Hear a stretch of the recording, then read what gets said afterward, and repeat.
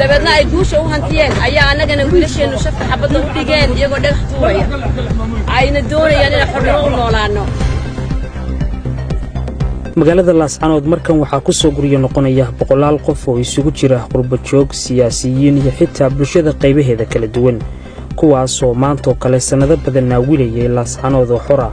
waxay muddo 15 sano ku dhow saldhig u ahayd taliskii meesha laga saaray kaasoo bulshada deegaanka iyo magaaladaba si dadban ugala dagaalami jiray inuu wiiqo jiritaanka iyo awoodda bulshada deegaanadani taasina waxay sabab u ahayd in bulsho badan ciil iyo catow ugu noolayda meelo ka baxsan deegaanadani dagaal qadhaadh oo lagu waayay geesiyo ay Laascaanood maanta halkan ku soo gaadhay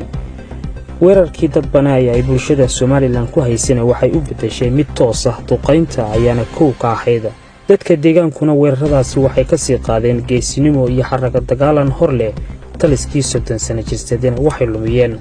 boqolaal kiiloomitir kadib markii awoodooda ciidan lagu burburiyay Laascaanood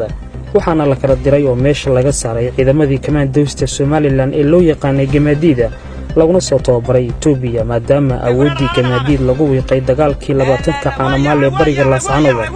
80% guutada Gamaadiid iyo saraakiishooda ciidda ayaa la hoos mariyay hadhowgoodii ayaa lagu kala diray guutooyin ka tirsan militariga